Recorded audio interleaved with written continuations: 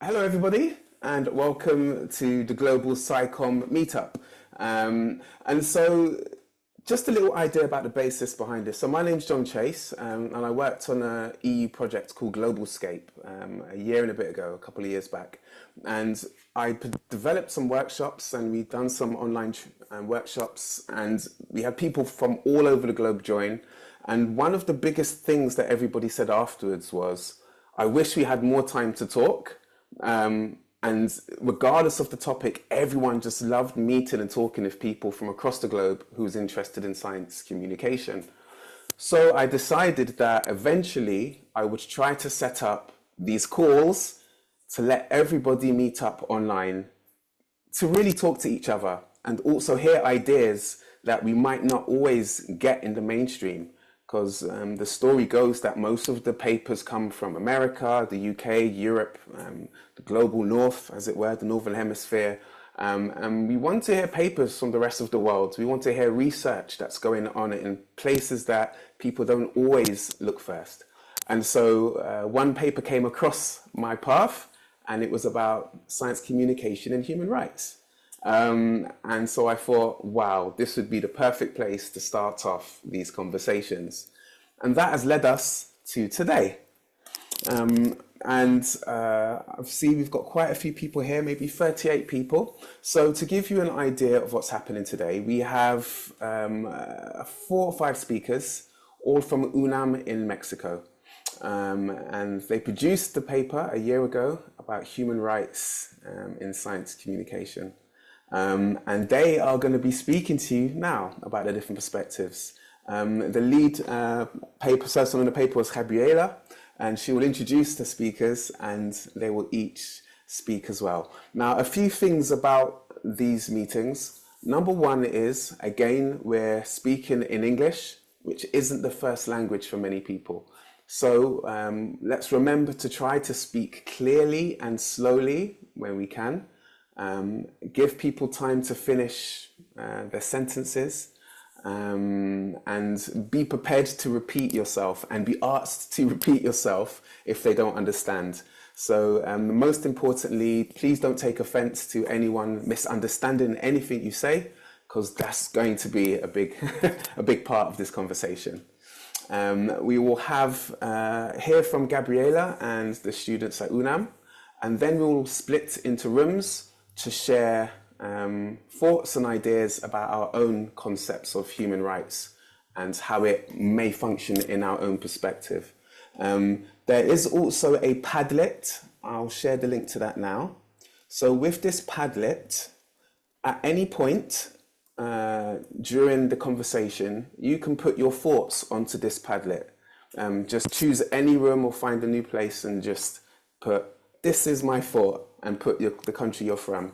When we break up into rooms, the same thing will happen. Thanks, Gabriela, for sharing the actual paper, the research paper, down there as well. So there will be a Padlet, so feel free to use it. And if you don't speak English as well, feel free to write your message in the chat box. And if you can't even write it in English, write it in your own language. And hopefully someone who can translate will be able to read it and translate it. Because we have to be aware that some things do not translate well. So feel free to say it in your own native tongue if you need to, and we'll see if anyone can help.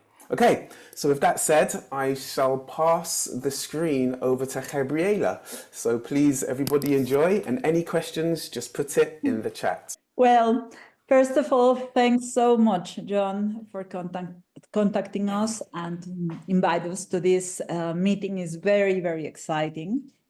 So we're very happy to be here. And as John said, we are going to talk about our paper that is entitled Science Communication as a Human Right.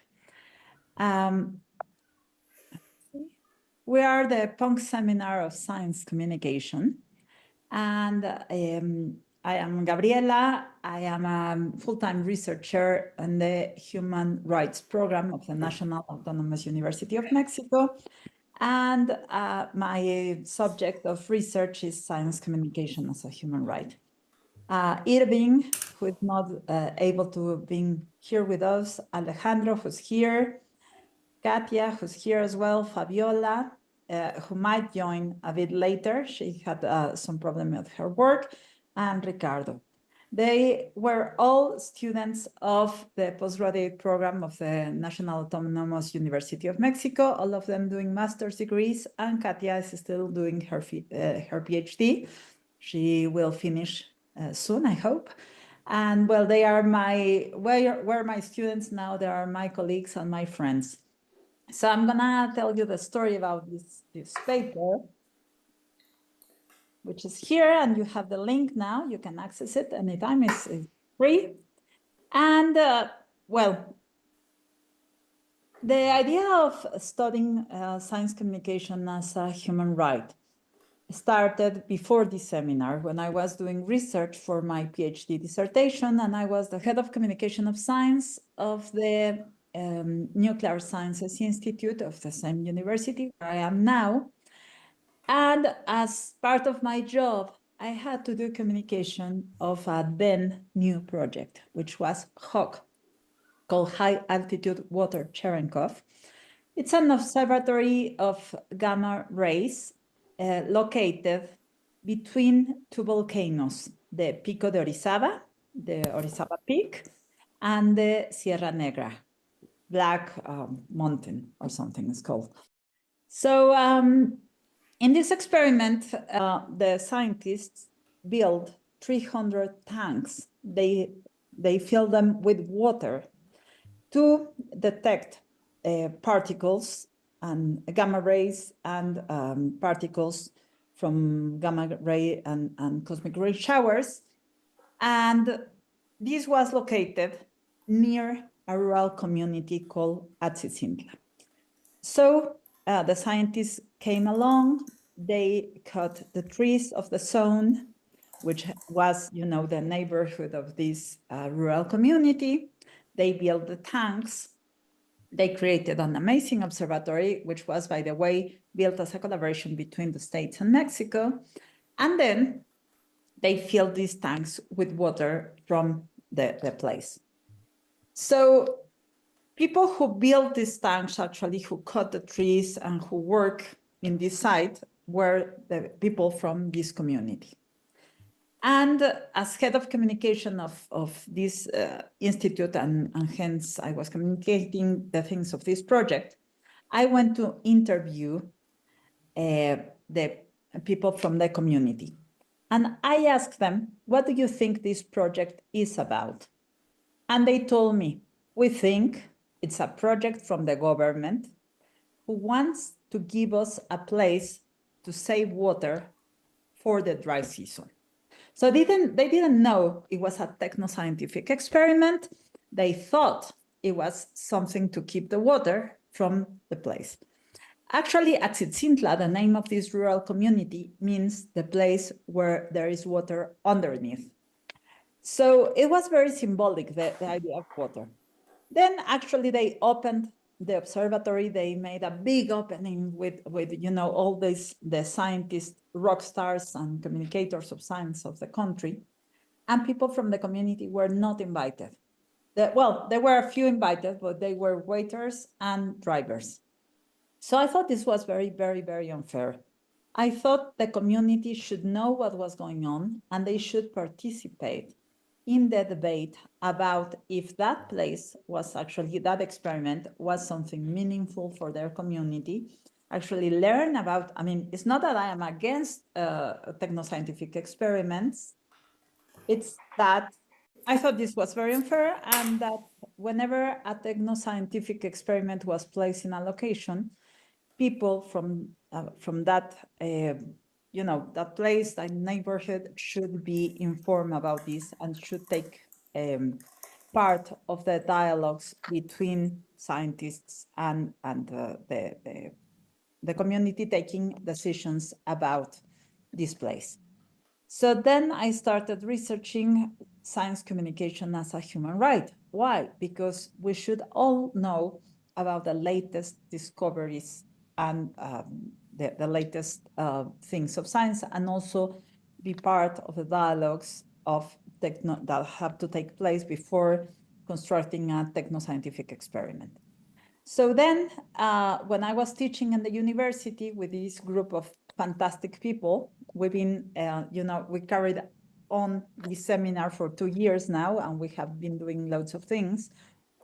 Then they were researching for their own projects. So we started putting together a research subject altogether. So we came up with a definition after many months of discussions, and we decided to create this definition.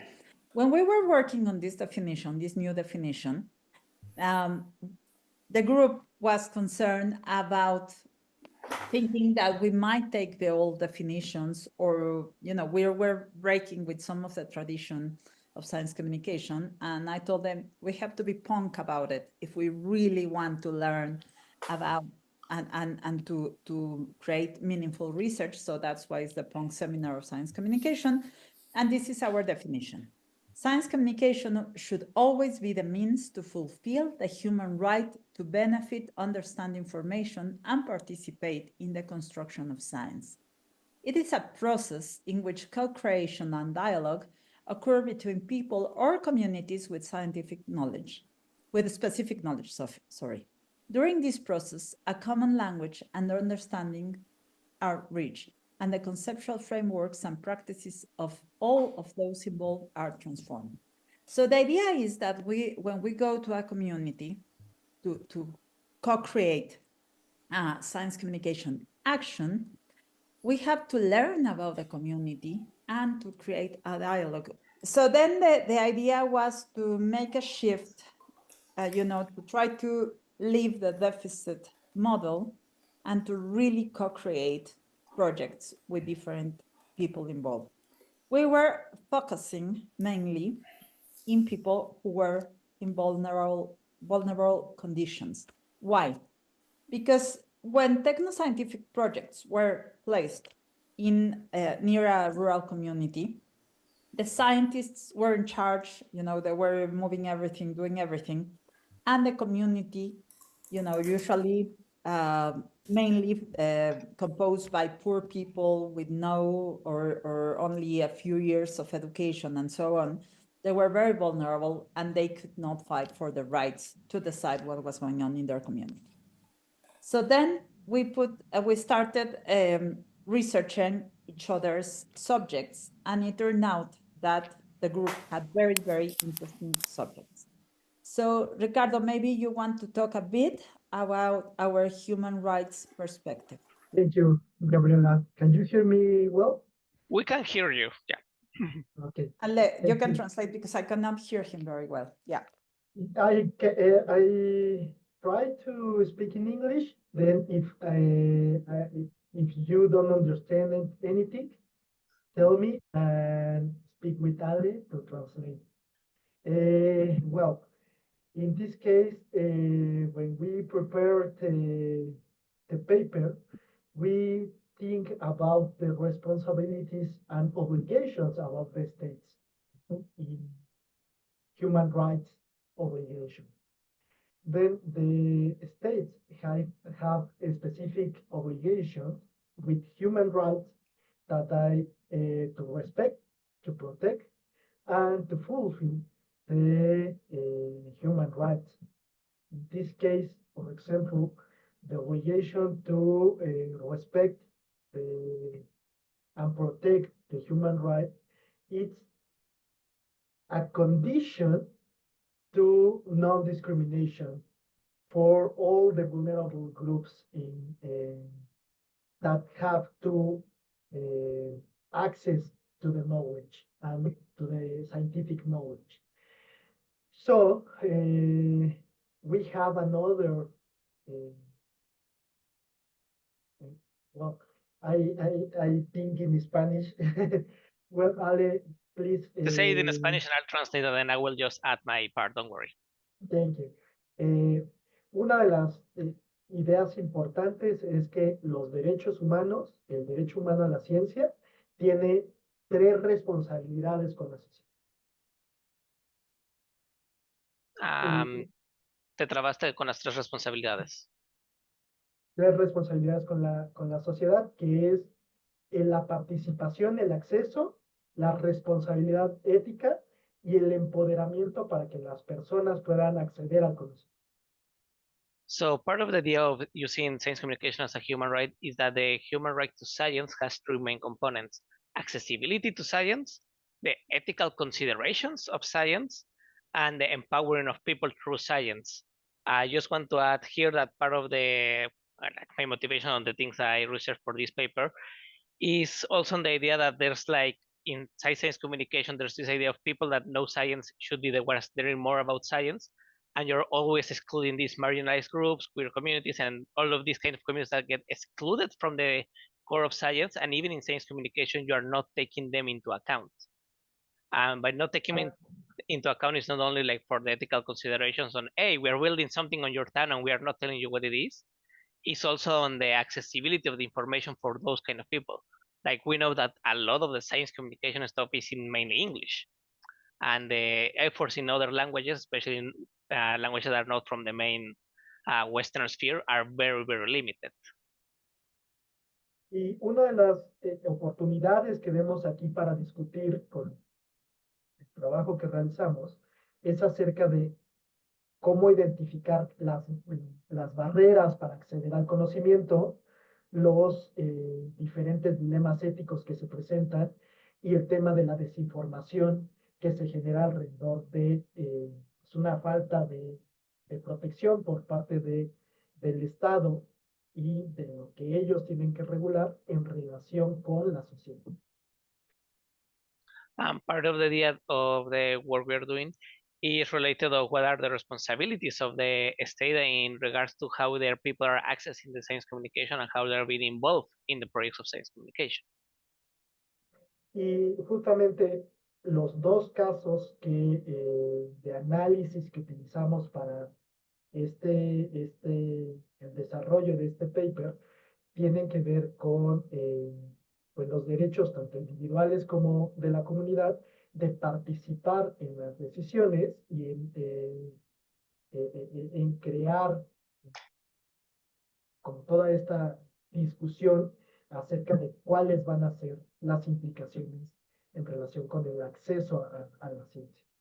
Y en otro lado, and the three cases studies that we use they work as example of how for these people there's like responsibilities from science communication and from the government or the different spheres on how we are going to get these people to access the knowledge, and like what's the work or what's the paper of the state or the government in these kind of projects, especially when they are like government funded projects. Y el segundo punto es el acceso sin discriminación, ¿no? Para acceder a los beneficios de la ciencia, pero que exista un conocimiento acerca de las consecuencias también de no realizar un acceso plenamente para las personas que están en grupos en situación de vulnerabilidad. And part of the idea is not only like people have the right to access the benefits of science research and the benefits of like all the technoscience and things that are being developed, but also that people need to be aware of the consequences and the different. People need to be aware of the consequences, and also like from the side of science communicators, they need to know what are the consequences of not doing this or not including these communities into their own research or into their own plans. And it's all. Let's say I will just add a little more that the three case studies that we are using, they're focused on different kind of marginalized communities from different backgrounds, from drone users, from indigenous communities, and from people in the periphery of Mexico City. So basically, like, these are groups that are historically been like excluded from the core of science development here in Mexico, and they're normally just used like outside. Like even as UNAM is a public university, they're still like inside some kind of differentiation on how we are going to work with these kind of people. And that's like an ongoing problem and is something we highlight inside the paper. So one of the cases we work on is this that Katia has been researching for many years. Go ahead, Katia, please. Thank you so much, Gabriela. Yes, I've been working in this site since 2014, I guess, something like that. Yes, many years. So I was working on it since my master's degree, because the main goal for the master's was to know how was the bond between the community, which is near this archaeological site, and the site itself. And at the end, I found out that people have some kind of knowledge and have some special bond with the archaeological site, but they didn't know anything about the archaeological information of it. They know a little, but not everything.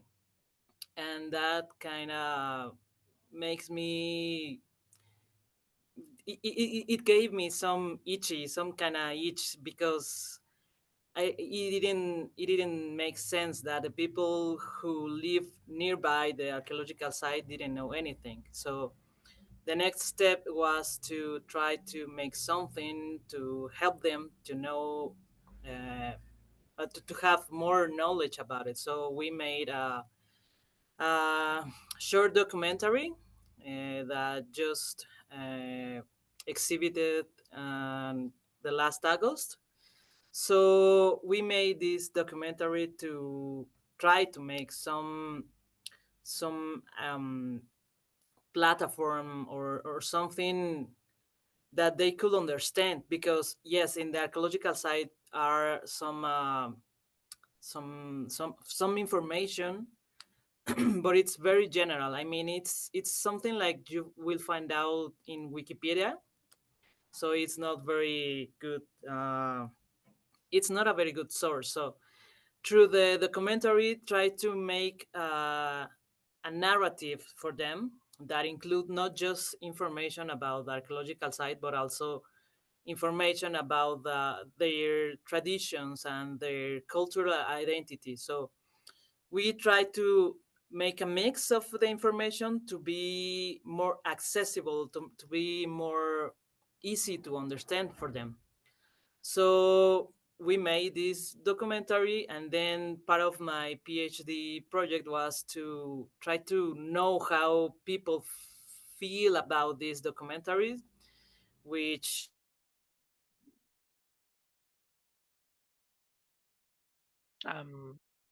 Te trabaste, Katia. in this exhibition helped me, and found that we have a good reception of the documentary, and it it achieved to awake some curiosity about the archaeological site in people. So that was the project, and I talk about this in the paper. I was focusing more about language. I don't know if you can you realize this, because I find out that it's very important to talk with to talk to the people that we're trying to reach with our communication strategies, to talk them in their own language.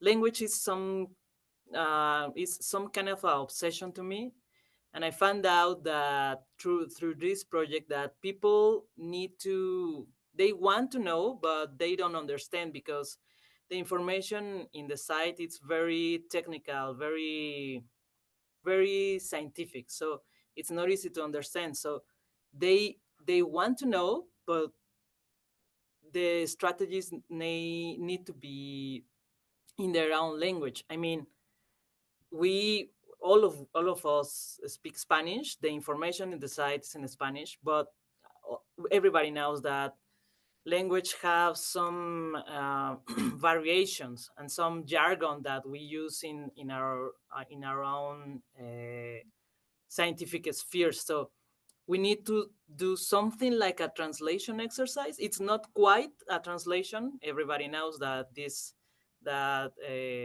traduttore traditore in Italian. So it's not exactly a translation. It's some kind of bigger effort to try to understand how people talk, and the way they talk, the way they think, the way they see the world. The I don't know if it's exactly the translation cosmovision and cosmovision. Alex will. Yeah, cosmovision is the proper translation in this case.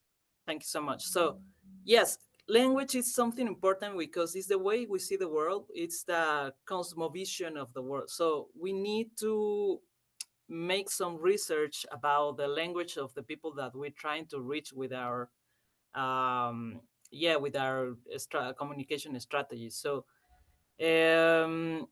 this in the paper I was talking about that INA, which is the in government institution who is in charge of the all of the stewardship of the archaeological sites in here in the country.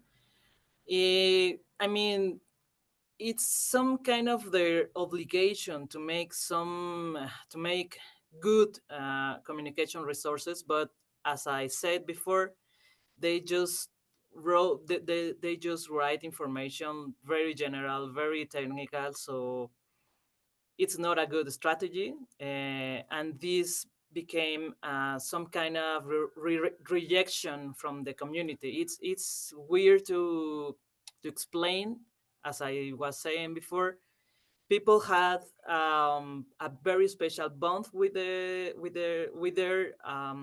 archaeological site, but it's some kind of a rejection because the INA, this institution, is in the um, in the protection of the site. So it's kind of complicated. But yeah, I think one of the main reasons why the community is against the INA, it's because of um,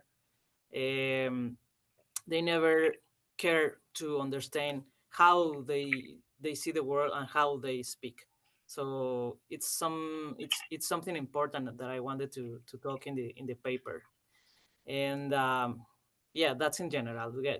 I think later we can talk about more about this. So I will pass the word to the next one. Thank you so much, Kathy. I'm sorry to hurry No you up. worries. We don't have much time and they I took know. some time from us. Yeah. I don't know if I don't think Fabiola managed to connect because she had some issue with her If job. not, I can probably say You want Fabiola's to? part. Yes, go ahead. Yeah. No, it's like I can translate everything, so I have the idea of all the different. So basically, Fabiola's project is based on the drug users in the border in the US and Mexico border. The issue that she found out was that the language that the government was using to communicate like the issues with the drug users was not the same one that the drug users were using. And second, and this is like way more important, it was not the thing that the drug users were asking for information. So, for example, the government science communication efforts on the drug use, fentanyl, and all of that was more used from a very moralistic kind of view that they were not really asking the people what they were thinking or asking or needing. And the drug users were like, hey, what we want to know is how can we test our drugs so they are not like contaminated or laced with fentanyl. Ah, sorry. Yeah, I speak very fast in any language. So coming back, the thing with the drug users was that they were asking for example, hey, how can we test the drugs that we're using to check for fentanyl or to see if they are laced? Hey, we want to know like what to do in case of OD. So the people were asking like, hey, we want to know this, like we are aware of our situation. We want to know more of how to deal with this in the different levels, and the government communication projects were not focused on what they were asking. So there was this disconnection of what the government was offering and what the drug users were asking. And this led to a lot of cases of frictions because like you can help people if you are not really hearing them what they need to know or what they are asking for you. Like so a lot of the efforts were basically more like clashing and moralistic in that sense. And they were like preventing how they were it was not miscommunication, it's more like different expectations on each side on what they were asking and what they were needing. So that's why we use an example because like in the case of science communication, what Fabi is proposing is, hey, if we listen to what people are needing or what people are asking, then we can implement what they want to know into our own efforts as government. and they will be like more receptive to the information and more receptive to any other projects that we are offering them, because we are not excluding or treating them as a lower class just because they are drug users. All right. So I think I'm just gonna go fast forward. Thank you, Ale. We had the last project, which was something Irving, who didn't manage to be with us today, is working on. It's a project of workshops for people in vulnerable communities in Mexico City. He's working at this moment in this project. You can read more about it in the paper. So basically, I'm gonna say that using a human rights approach to science communication allows scientific communities to interact with non-scientific communities, facilitating dialogues and generating benefits from both parties. We have many more conclusions, but I think we should stop here so we can allow for some minutes of conversation. Thank you so much. Thank you, Gabriela, and everybody else who spoke as well. And so we've heard from our speakers, and we also have access to their paper. So if anyone would like to read their paper, it's further up in the chat, but we can post it again here. Gabriela, if you can put it again in the chat, thanks. But what I'd like to do now is to tie up this first part, is to say that sometimes we don't think about human rights when we communicate science. Often we're just kind of caught in what we're doing. We're sharing information or we're opening up a dialogue. But I think there's a bigger underlying theme behind it all, is that the type of communication we choose to use can really empower people and give them opportunities that they may not be getting in society, that they deserve as humans. Whether that's people deem them as part of society that people should think badly of, for example, prisoners and drug users, whether it's a part of society that people often overlook, for example, in rural areas or indigenous, they're all people that we should spend time and effort in bringing into the science communication conversation so that we can make a better world together. And science communication has a big part to play in that. Science is done great, but who talks about it and how do we talk about it? We're the specialists. And so we need to share our approaches so that we can kind of work on a global push rather than in our country silos, which we may not think are silos, but yeah, our countries are silos. Even the artificial boundaries are silos. Speak to an astronaut and they say, hey, it's one big world. We don't see lines from up here. And so we need to think more like that. The lines are artificial and we need to communicate more.